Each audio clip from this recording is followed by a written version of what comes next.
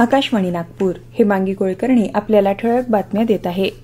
सध्या राज्यातील 20 लाख मुलींना मोफत उच्च शिक्षण आणि शासकीय विभागांमधील किमान 50,000 पदांची मेगा भरती हे दोन विषय राज्य सरकारच्या अजेंड्यावर आहे। राज्यातील जवळपास 20 लाख मुली दरवर्षी उच्च शिक्षणासाठी प्रवेश घेतात।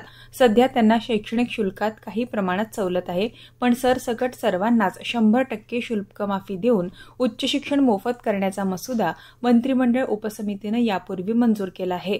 आता तो मंत्रिमंडळापुढे आणला जाणार असून त्याची तयारी पूर्ण झाली आहे। येणाऱ्या कॅबिनेट बैठकीत याचा अंतिम निर्णय होईल, असं उच्च आणि तंत्र शिक्षण मंत्री चंद्रकांत पाटील यांनी आज सोलापूर इथं सांगितलं। उत्तराखंडमध्ये सहस्त्रतळाजवळ पदभ्रमण मोहिमेवर गेलेल्या 9 गिर्यारोहकांचा काल मृत्यू झाला। कर्नाटकातले 18, महाराष्ट्रातील 1 आणि 3 स्थानिक मार्गदर्शक असा 22 जणांचा चमू सहस्त्रतालहून परतीच्या वाटेवर असताना खराब हवामानामुळे अडकला। विविध आपत्ती निवारण पथकांनी संयुक्तपणे आकाशातून आणि जमिनीवर शोध मोहीम राबवून 13 ट्रेकर्सची सुटका केली आहे, मात्र त्यातल्या 9 जणांचा मृत्यू झाल्याचं समजतंय।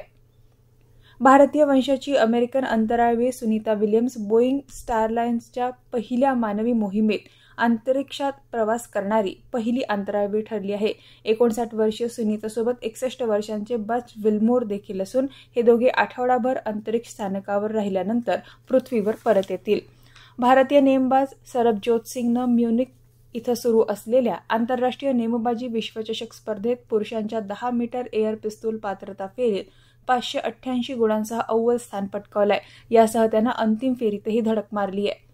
नागपूर महानगरपालिकेद्वारे लालगंज बांगलादेश इथल्या नाईक तलावाच्या पुनरुज्जीवनाचं कार्य सुरू असून या कामाची आज मनपा आयुक्त आणि प्रशासक डॉ. अभिजित चौधरी यांनी पाहणी केली।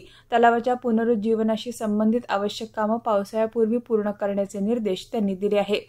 नागपूरच्या रामदेव बाबा विद्यापीठातर्फे येत्या 8 आणि 9 जून रोजी 12वी नंतरचं उच्च शिक्षण या विषयावर मोफत द्विदिवसीय समुपदेशन सत्र काटोल रोडवरील विद्यापीठाच्या परिसरात सकाळी 10 वाजता आयोजिण्यात आलं आहे। रामदेव बाबा विद्यापीठाचे कुलगुरू आणि अखिल भारतीय तंत्र शिक्षण परिषदेचे माजी अध्यक्ष डॉ. S. मंथा यांचं संबोधन या सत्राचं मुख्य आकर्षण असेल।